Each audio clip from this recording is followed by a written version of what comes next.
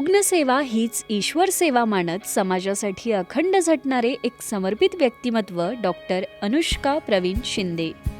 जुन्नरच्या ग्रामीण भागात वैद्यकीय सेवा देत त्यांनी हजारो रुग्णांना आधार दिलाय. यातून आरोग्य सेवेचा खरा अर्थ त्यांनी साकार केलाय.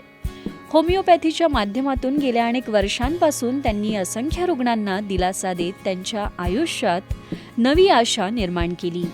कोरोना काळात कोरोना योद्धा म्हणून काम करत त्यांनी पोलीस, ग्रामपंचायती आणि नागरिकांना मोफत औषधांची मदत केली. चला महत्त्वाचं बोलू थोडं या उपक्रमातून हजारो मुली आणि महिलांमध्ये आरोग्य, स्वच्छता आणि सक्षमीकरणाची जाणीव निर्माण केली. वैद्यकीय सेवा, समाजकार्य आणि जनजागृती यांचा सुंदर संगम साधत समाजात सकारात्मक परिवर्तन घडवणाऱ्या डॉक्टर अनुष्का प्रवीण शिंदे प्रभात सुपरवुमन पुरस्काराच्या मानकरी ठरल्या आहेत.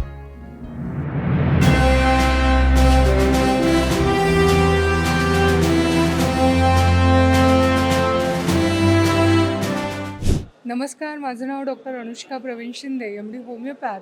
मला आज प्रभातचा जो जागतिक महिला दिनानिमित्त दिला जाणारा पुरस्कार आहे तो नारी सन्मान 2026 आत्ताच मिळालेला आहे आणि मला खूप छान वाटतं. प्रभात पेपरबद्दल सांगायचं झालं तर 96 वर्ष पूर्ण करून शतकाकडे वाटचाल करणारा एक पेपर की सर्वसामान्यांचे प्रश्न, मग त्याच्यामध्ये महिला आणि आरोग्य असेल किंवा जीवनशैली असेल त्याच्याबद्दलची माहिती देणारं एक वर्तमानपत्र म्हणजे प्रभात आहे. आणि प्रभातने ग्रामीण भागामध्ये जे महिला काही काम करतात त्या कामाचा एक अभ्यास करून आम्हा महिलांना प्रोत्साहन देण्यासाठी हा जो पुरस्काराचा जो उपक्रम चालू केलेला आहे तो खरंच खूप अभिमानास्पद आहे.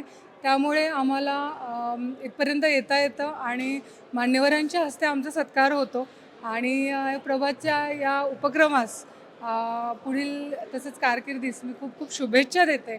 माझा एक उपक्रम आहे चला महत्त्वाचं बोलू थोडं. या उपक्रमाअंतर्गत, अभियानाअंतर्गत मी किशोरवयीन मुली, किशोरवयीन मुलं, महिला, त्यानंतर पालक आणि ज्येष्ठ नागरिकांसाठी वेगवेगळ्या विषयांवर व्याख्यानं देत आहे. किशोरवयीन मुलींसाठीचा विषय आहे मासिक पाळी, मासिक पाळीची स्वच्छता, मासिक पाळीमध्ये आहार कोणता घ्यायचा, मासिक पाळीचे समज, गैरसमज काय आहेत, मासिक पाळीचे आजार कोणते आहेत. तर किशोरवयीन मुलामुलींसाठीचा विषय आहे तारुण्याच्या उंबरठ्यावर येताना, जोडीदाराची निवड करताना. महिलांसाठीचे विषय आहेत महिला आणि आरोग्य, महिला सबलीकरण, स्त्रीभ्रूण हत्या, स्त्री पुरुष असमानता, त्याचबरोबर कॅन्सर, एड्स, जनजागृती. पालकांसाठीचा विषय आहे समृद्ध पालकत्व, गरज काळाची. तर ज्येष्ठांसाठीचा विषय आहे ज्येष्ठांचे आरोग्य. तसंच इतर लोकांसाठीचे विषय आहेत ते म्हणजे होमिओपॅथी, गरज काळाची. या माझ्या उपक्रमाअंतर्गत मी आत्तापर्यंत पुणे जिल्ह्यातील आंबेगाव, जुन्नर, चाकण, शिरूर या वेगवेगळ्या तालुक्यांमध्ये जाऊन वेगवेगळ्या विषयांवर व्याख्यानं दिलेली आहेत आणि भविष्यामध्ये संपूर्ण महाराष्ट्रात हे अभियान राबवण्याचा माझा मानस आहे.